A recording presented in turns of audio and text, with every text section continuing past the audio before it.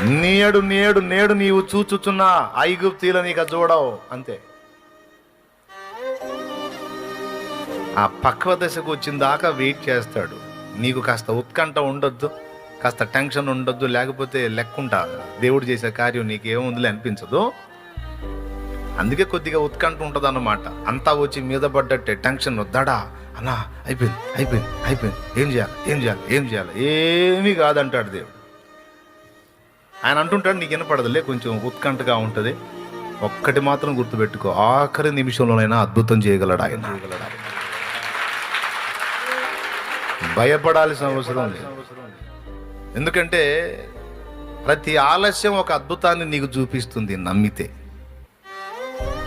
ప్రతి ఆలస్యం ఒక అద్భుతాన్ని చూపిస్తుంది నువ్వు నమ్మితే, విశ్వాసివై ఉంటే. ఊరకనే నిలుచుండి చూడు దేవుడు చేసే కార్యం అని.